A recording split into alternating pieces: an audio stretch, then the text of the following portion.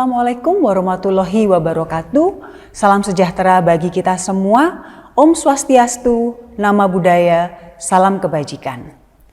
Perkenalkan, nama saya Dr. Raden Roro Sinta Arisanti, Magister Kesehatan, Ahli Ilmu Faal Olahraga, dosen Fakultas Kedokteran Universitas Ciputra, Surabaya, yang mengampu mata kuliah Fisiologi Kedokteran. Pada saat ini saya akan menyampaikan tentang mata kuliah fisiologi yang saya ampu di Fakultas Kedokteran Universitas Ciputra. Dalam pembelajaran saya menetapkan beberapa rules atau aturan yang wajib ditaati oleh mahasiswa. Yang pertama adalah ketepatan waktu dalam mengikuti perkuliahan. Mahasiswa tidak boleh terlambat masuk kelas 15 menit keterlambatan. Yang kedua, jumlah kehadiran mahasiswa minimal adalah 80%, karena itu adalah menjadi syarat untuk mengikuti ujian. Ketiga, etika di dalam kelas. Mahasiswa harus bersikap aktif, sopan, dan profesional saat berdiskusi. Keempat, metode pembelajaran itu menggunakan blended learning, yaitu ceramah, presentasi kelompok, diskusi klinis, kemudian self-directed learning, small group discussion, dan TRAMED atau Training of Medical Decision Making serta praktikum. Yang kelima, media dan platform perkuliahan antaranya adalah ruang kelas, laboratorium, Zoom atau Google Meet, Google Classroom atau LMS kampus atau e-learning, dan video pembelajaran. Tugas yang diberikan kepada mahasiswa antara lain adalah kuis, presentasi kelompok, dan telaah kasus. Setelah itu yang ketujuh adalah penilaian ujian. Rules tersebut dibuat dengan maksud untuk melatih dan meningkatkan sikap disiplin dari mahasiswa supaya mereka belajar untuk bertanggung jawab dan mereka memahami terhadap kuliah yang saya berikan sehingga dapat diimplementasikan dengan baik. Dalam mata kuliah fisiologi ini ada beberapa capaian pembelajaran yang harus dipahami oleh mahasiswa. Yang pertama adalah mahasiswa diharapkan mampu menjelaskan mengenai konsep umum homeostasis. Yang kedua, menjelaskan perbedaan energi bebas dari zat yang terlarut. Yang ketiga, menjelaskan istilah atau definisi dari steady state. Yang keempat, menggambarkan dan menguraikan struktur dari sel mulai yang terkecil hingga yang terkompleks. Kelima, menggambarkan struktur protein myofilamen. Dan yang keenam, menjelaskan peranan ATP sebagai sumber energi. Dalam kesempatan ini, saya akan menyampaikan perkuliahan dengan topik sel dan fisiologi umum.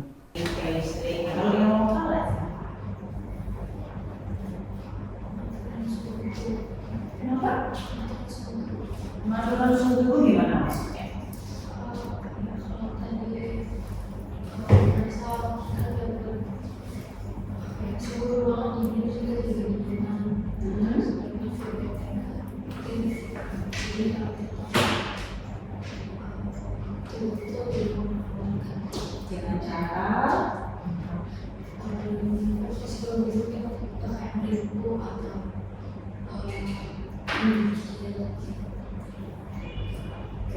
jadi mungkin kalian masih bingung ya yang cowok sama yang medical ini itu membutuhkan otot, ya kan?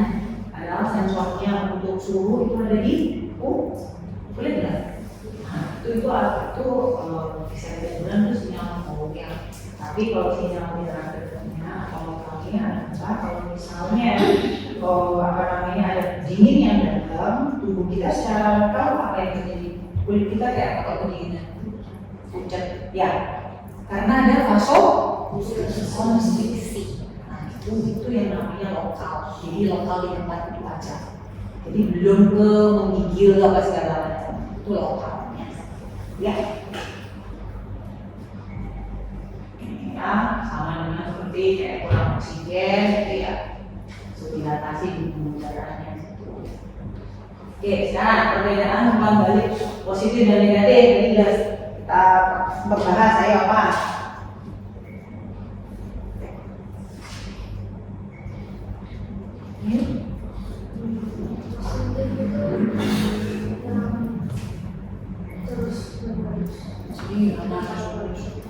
Enam sahabat. Misalnya saat kontraksi kehamilan itu hasilnya bertambah terus. Oke, kamu paham ini ya, contohnya begini. Intinya adalah kalau positif, ya kalau ada rangsangan datang, tubuh kita itu reaksinya adalah menambah besarnya rangsangan. Itu intinya. Contohnya macam-macam, tapi termasuk salah satu yang kamu sebutkan. Oke, kalau negatif berarti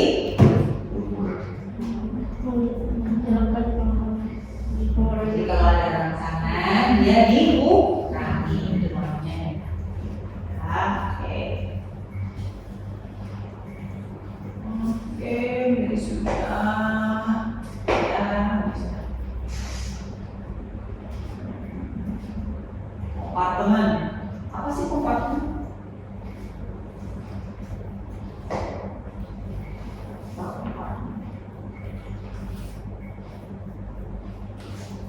Kompartemen itu ada di mana sih?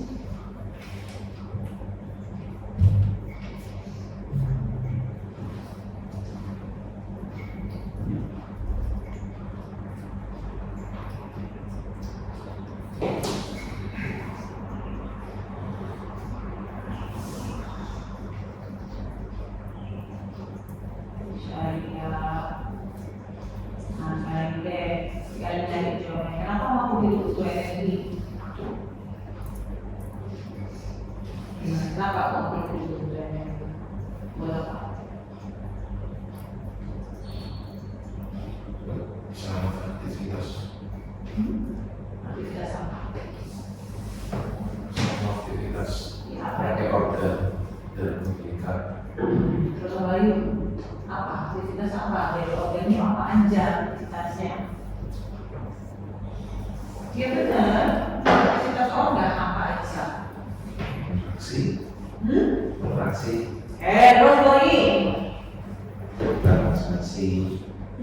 relaksasi Oh, relaksasi. Oke, terus saya apa lagi?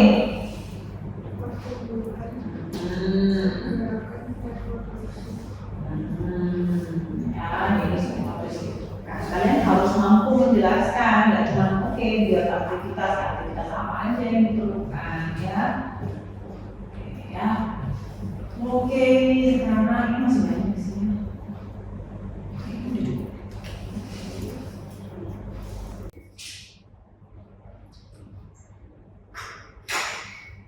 Yuk, apa fisiologi lagi? Jalan dulu. Apa? Terus? Apa lagi? Fisiologi adalah terus hubungannya dengan fungsi normal itu apa? Apa?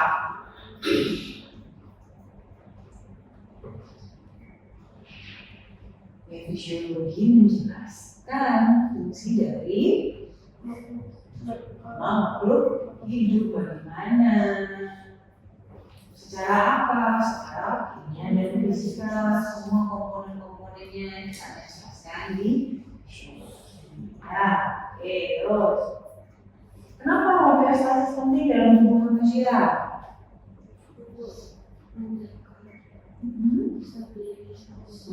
Terus kenapa mau dijaga stabilitasnya supaya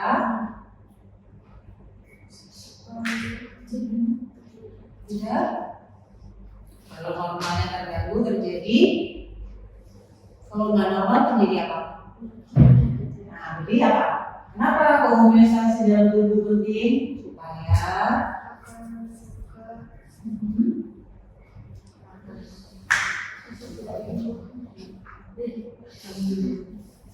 apa ya? Apa ya? Ada yang itu? Apa? Kenapa? Supaya tidak terjadi penyakit. Bukan menghindari. Kalau homeostasis pasti dia nggak akan jadi penyakit. ya, supaya juga tubuhnya bisa optimal. Oke, yuk.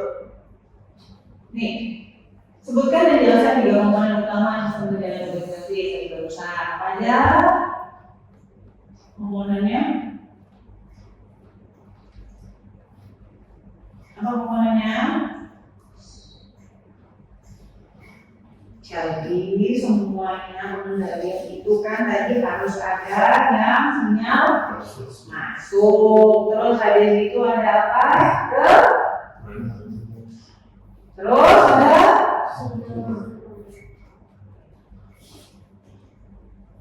integrasi ya, yang mengatur itu ada integrasi.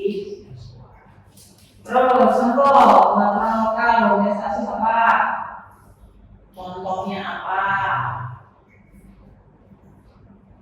Lokal aja.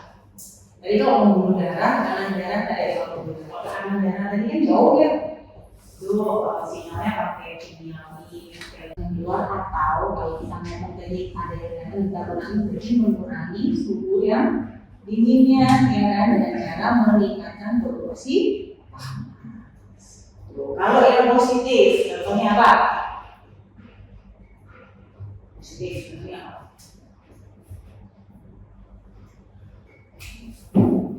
Ayo. Jadi rangsang yang gampang itu malah tambahin lagi supaya tujuannya tercapai. Contohnya apa? Ada orang melahirkan, ada rangsangan untuk berkontraksi. Tubuh nggak akan nutupin, nggak usah kontraksi, nggak lahir kontraksinya, ya kan? Tapi tubuh malah mengeluarkan sinyal-sinyal yang menganggap besarnya kontraksi. Itu namanya positif. Di sini paham? Jangan bingung lagi ya kalau ada pertanyaan itu ya. Nanti ini kalian bisa pelajari sendiri ya, sama kasih positif negatifnya ya. Oke, sama dengan ini juga tekanan darah. Nah, di tekanan darahnya termasuk positif atau negatif? Tubuh berusaha menambah tekanannya itu mengurangi.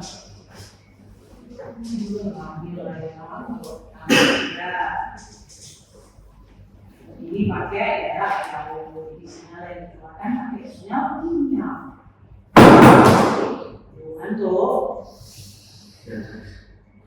Nah, ini yang kita ngomongin tentang feedback ya, positif dan negatif. Kalau positif ya dia menambah rangsangannya tambah. Kalau negatif dia berusaha mengurangi rangsangannya. Ini contoh-contohnya. Supaya kontraksi tension bertambah, ya tambah lagi itu rangsangannya, sehingga sakitnya terbuka ya, atau itu bentuknya hati. Kalau negatif, ya pengaturan suhu tadi. Oke. Nah, ini kesimpulannya, nanti kalian baca sendiri ya. Sekarang ada yang ditanyakan nggak?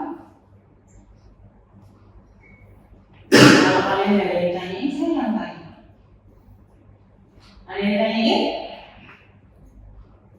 Nggak ada, belum ada.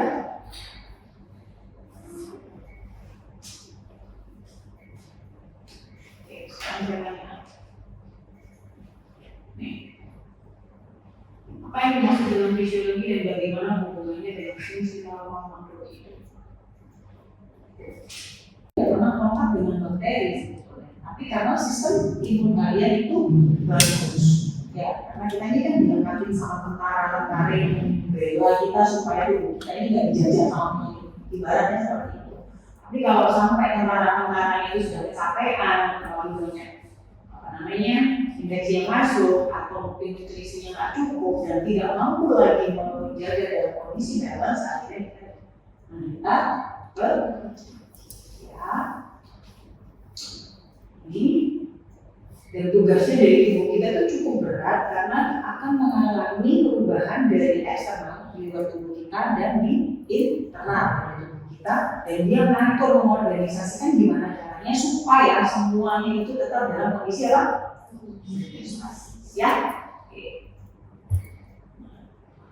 Ini mobil interior atau menjaga lingkungan internal itu tetap dalam kondisi stabil. Tadi yang menemukan siapa namanya?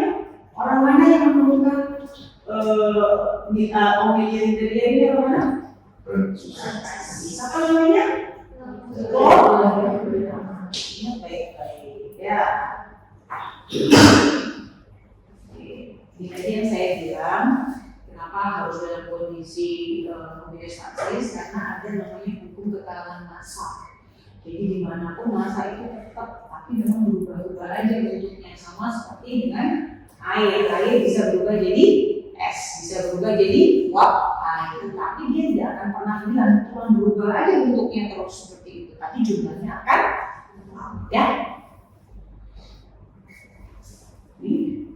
Jadi nggak sama dengan itu dulu. Jadi yang saya bilang kalau misalnya di sini itu 140 atau 130, di sini ya berarti naik tinggal 10. Jadi tinggal dia putar-putar aja dari sama dan ini adalah sistem pengendalian. Gimana caranya? Kan tadi kita ngomongin pokoknya tubuh berusaha untuk menjaga supaya tetap stabil, gitu ya.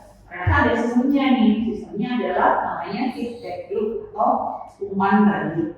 Nah, umpan balik ini ada positif dan negatif. Kalau misalnya kalian ini kedinginan, ya, apa yang dilakukan sama tubuh kalian? Kedinginan berarti dari luar menerima suhu lebih tinggi atau lebih rendah? Lebih kedinginan loh. Kedinginan kita terima suhu luar lebih dingin atau lebih rendah? Lebih rendah. Nah, kalau kedinginan tubuh di luar suhunya di luar itu lebih rendah, di dalam itu kan apa? Panas kan ya?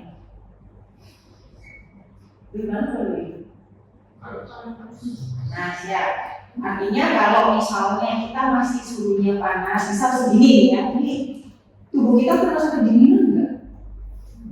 Kedinginan enggak?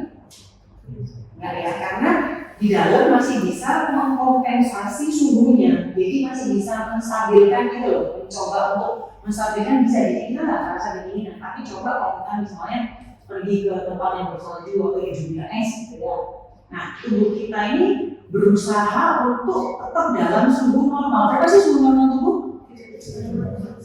Berapa? 3 Jadi begitu dia terlalu rendah, dia akan berusaha. Kemudian ini pemecahan energi, jadi untuk gimana bisa beri makanan, misal bakpao yang kalian makan bisa menghasilkan energi atau jadi ATP. Itu prosesnya apa aja? Kalau glukosa sistemnya seperti ini, kalau lemak sistemnya beda lagi, kalau protein beda. Dari mana energi diperoleh? Terus kemudian setelah itu energi yang diperoleh kalau nggak dipakai disimpan di mana? Disimpan di mana? Di mana? Kita makan nih, kan ya? Di situ kalau misalnya kita nggak makan-makan, energinya dipakai nggak? Dipakai nggak? Kita nggak ngapa-ngapain kayak gini tuh energi kita ada yang kebakar nggak? Enggak. Kalau mungkin cuma bisa. Dari proses sedikit. Kalian kemarin udah belajar PNR nggak? Sudah lah ya kan. Apa bahasa jadi kita diam-diam pun kita juga perlu energi. Jadi energi dasar yang dipakai semua organ-organ tubuh kita supaya dia tetap ya. Nah, sisanya baru dipakai untuk aktivitas, misalnya olahraga, berjalan, lari, apa sih namanya. Kalau sudah dipakai semuanya itu, sisanya akan disimpan di mana? Dibuang? Itu disimpan. Disimpan di mana dalam bentuk apa? Nah, ya, makanya kalau kita makannya gerak akan tumbuh banyak lemak di tubuh kita. Ya. Nah, ini gimana tadi yang kita bahas, yang gimana kok bisa Faris itu dikasih perintah dia bisa melakukannya. Kenapa? Karena ada arus informasinya itu bisa lewat sinyal kimia ataupun listrik ke tempat tujuan sehingga semuanya itu bisa berjalan dengan baik. Nah, sekarang adalah homeostasis. Homeostasis ini kita sudah sama-sama tahu ya bahwa keadaan ini maksudnya adalah keadaan yang standar, bukan keadaan yang fix atau seperti itu, tapi keadaan yang seimbang ya. Misal kalau misalnya nih air di dalam tempatnya dia ini 500, tempatnya dia juga 500, misalnya sama ya. Habis itu saya pindahin yang 500 itu pindah ke sini, jadi misal separuh ya, jadi berapa di tempatnya dia ini 750, yang di situ berapa jadinya 250. Nah keadaan itu tetap ini pindah di sini tetap harus ada total 1 liter. Itu namanya homeostasis. Jadi dipindahin kemana aja nggak apa-apa, tapi tetap jumlahnya segitu, ya. Jadi bukan terus jadi harus 500 dan 500 gitu. Nah, ini perumpamaan ya. Nah kalau tubuh itu gagal menjaga dia dalam kondisi yang optimal atau yang normal, jadi terjadi hanya penyakit. Jadi sebetulnya kita tuh diciptakan Tuhan bagus banget punya sistem untuk adaptasi. Ya. Selama kalian nggak sakit bukan berarti kalian tidak. Kalau kalian ada di situ kita tuh dimasukin di mana? Gimana?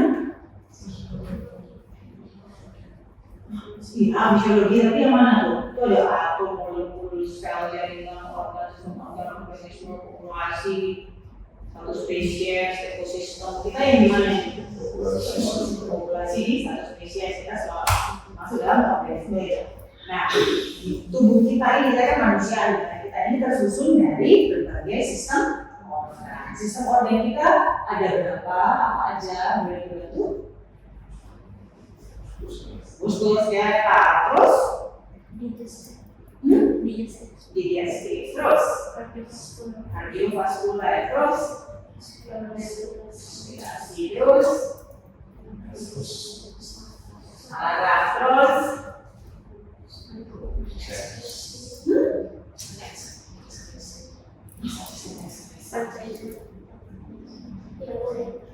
Sistem imun.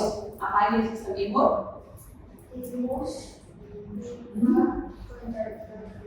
Terus apa lagi? Sistem apa lagi?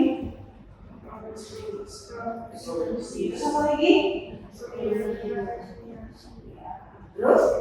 Terus lagi deh. Respirasi.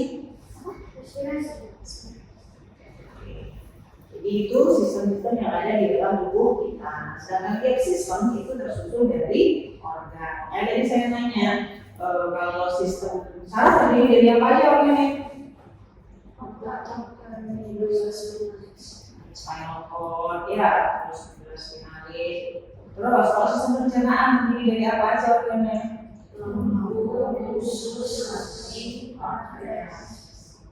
Terus kalau sistem kardiorespirasi atau kardiovaskular terdiri dari apa aja? Jantung kan? Respirasi terdiri dari organ apa aja?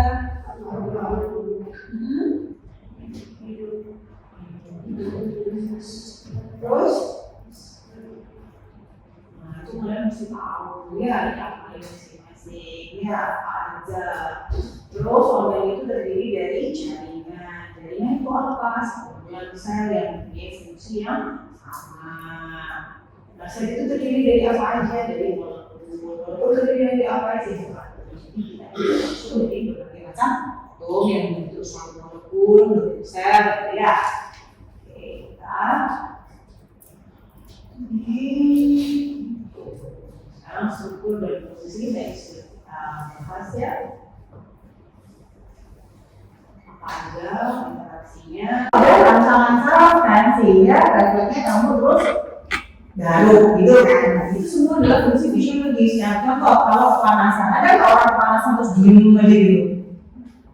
Apa? Kalau misalnya pernah setrika nggak? Pernah setrika nggak? Atau pernah kena air panas? Pernah? Apa refleksnya? Kalau kena air panas kena begini, atau kena menjauh? Itu adalah refleks fisiologis ya kan. Kalau misalnya pada orang diabetes dia sudah nggak bisa merasa panas, dia cuek aja, dia diam aja gitu kan. Jadi karena dia saraf-sarafnya udah nggak ada. Jadi itulah kenapa kita penting banget belajar fisiologi. Orang mikir nggak kenapa ya kok batuk? Kenapa kok aku kalau baik atau pilek itu meler gitu? Ada nggak yang pilek itu nggak meler, tubuhnya batuk? Itu ada nggak dari kalian yang kalau mengalami pilek?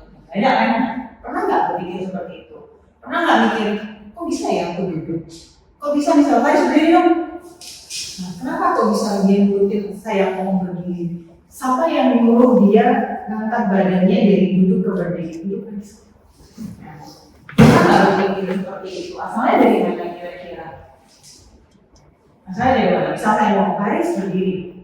Itu kira-kira kalau secara fisiologis itu gimana? Otaknya nerima kita dari suara. Suara diterima oleh otak melalui telinga. Pakai apa?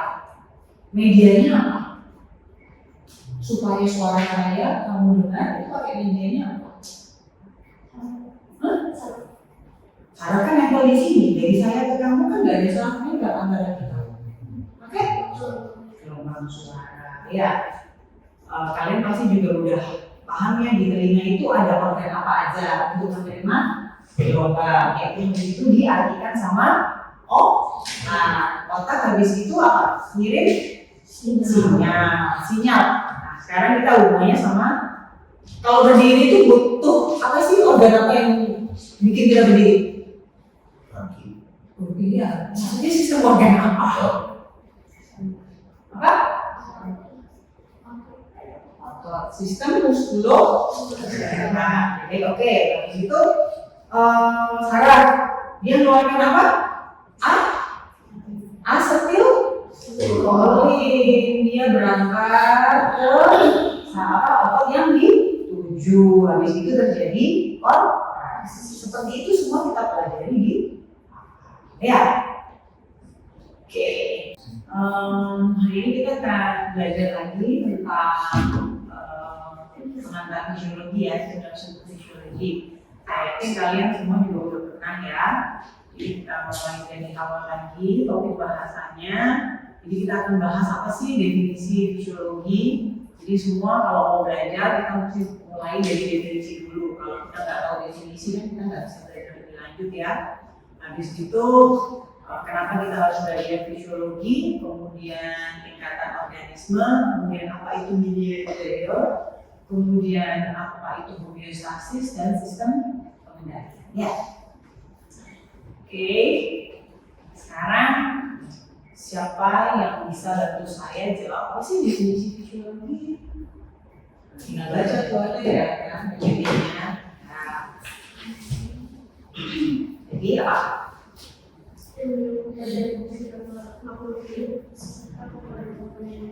Nah, jadi fisiologi itu kan mempelajari fungsi normal manusia itu seperti apa sih, gitu ya.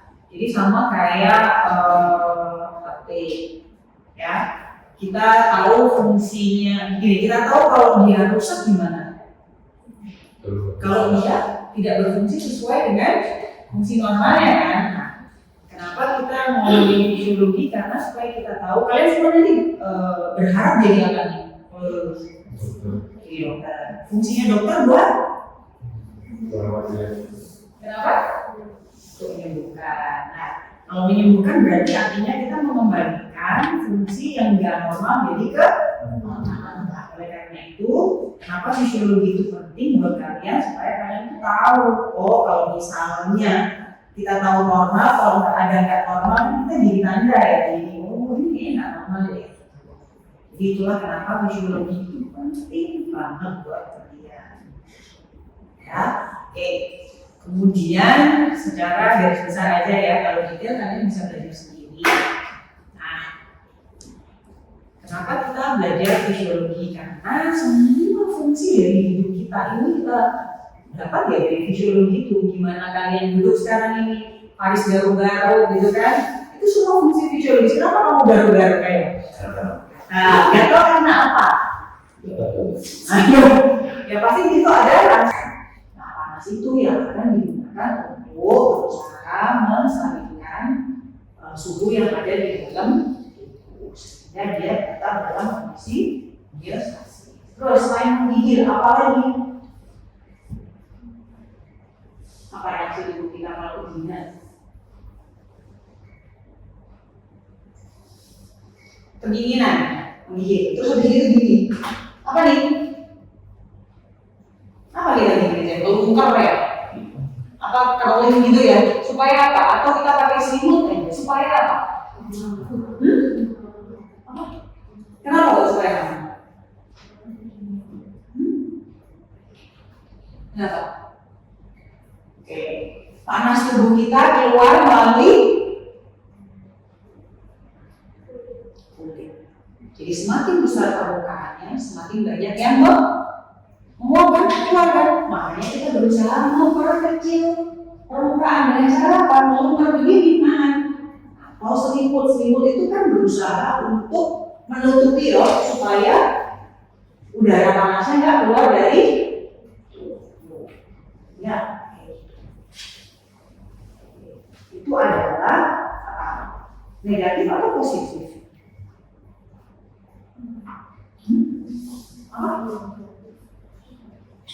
Negatif atau positif? Negatif, kenapa?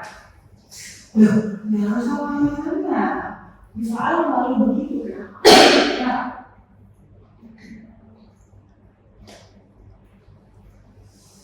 Ayo. Positif itu kalau rangsangan dari luar datang, tubuh kita itu responnya akan bertambah, menambah rangsangan dari luar. Kalau negatif itu ada rangsangan yang datang ke tubuh kita berusaha untuk mengurangi. Itu negatif. Jadi kalau itu dibilang negatif, berarti apa artinya? Jadi gimana? Dingin datang, terus reaksi tubuh berusaha untuk mengurangi panas yang keluar. Ya, mengurangi panas yang keluar, atau kalau kita ngomong tadi ada yang kita mengurangi suhu yang dinginnya, ya kan, dengan cara meningkatkan produksi panas. Kalau yang positif, contohnya apa? Positif, contohnya apa?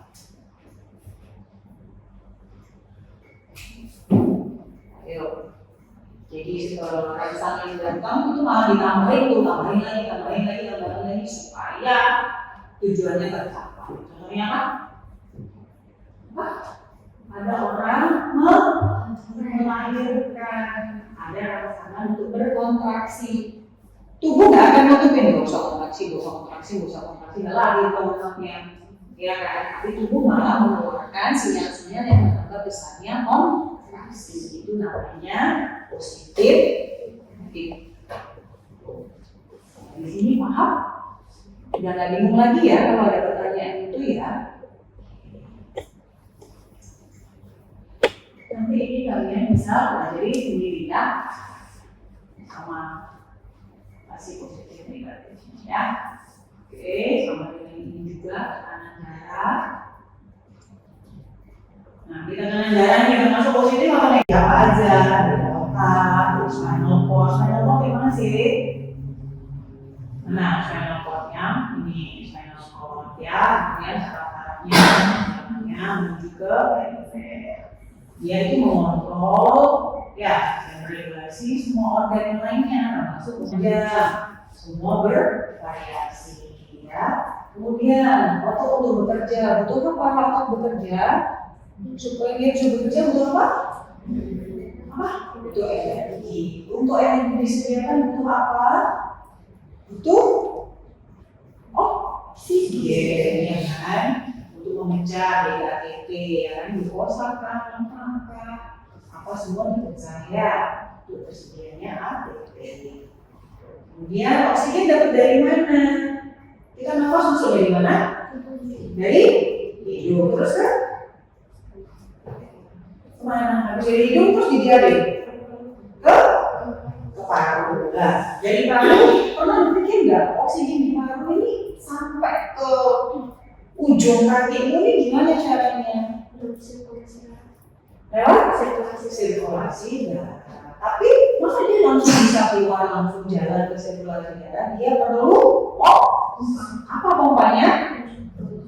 Jantung. Jadi jantung bekerja pompa lewati saluran. Jadi kayak pipa itu ya sampai ke ujung. Nah, sudah oksigennya masuk, habis itu dipakai sama sel. Ada sisa hasil produksinya nggak? Atau sisa kayak apa ya, limbahnya ada nggak? Oksigen aja yang mau. Ada limbahnya nggak kalau oksigen yang dipakai? Apa? CO2 ini disimpan kan? Atau harus dikeluarkan? Yang dikeluarkannya melalui apa? Mana? Ya, random. Tapi dari ujung dulu, dari misalnya dari perifer bisa. Habis itu dia akan kemana? Diangkut sama siapa? Tadi O2 ke seluruh tubuh sampai ke sel itu diangkut oleh apa tadi? Dipompa jantung, disalurkan ke sel melalui apa? Sirkulasi itu apa aja? Pembuluh darah itu apa aja? Yang bawa oksigen arteri atau vena? Yang bawa karbon dioksida arteri atau vena?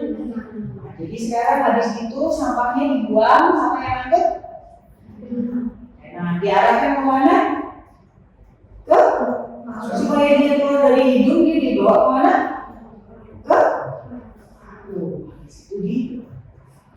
Itu loh cara mikirnya.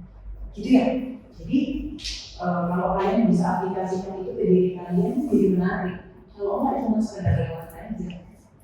Kalian nggak pernah bisa, maksudnya nggak pernah bisa mengisi saya atau ngomong aja kalau kalian nggak pernah mengatakan diri kalian sendiri. Kalau itu sekarang kalian bisa lebih ngerti nggak?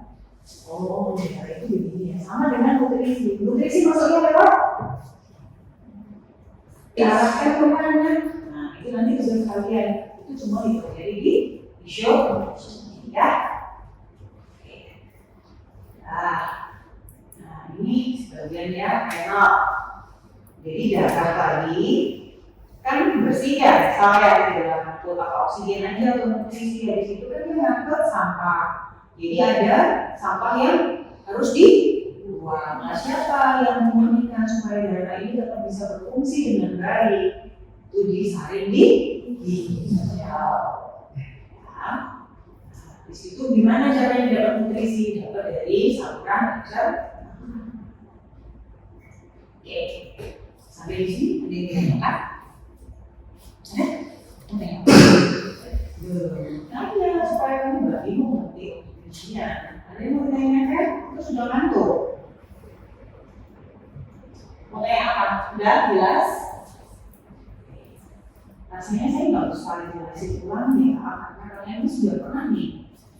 Ini level organisasi dari kehidupan. Jadi kalau kita ini termasuk yang mana? Organisme atau yang spesies atau yang mana kita ini? Kita ini apa? Kalau kalian lihat di situ kita tuh dimasukin di mana? Gimana? Demikian penyampaian pembelajaran fisiologi yang saya ampu di Fakultas Kedokteran Universitas Ciputra, Surabaya. Saya ucapkan terima kasih atas perhatian Bapak dan Ibu semuanya. Saya berharap semoga materi ini dapat bermanfaat untuk kita semua.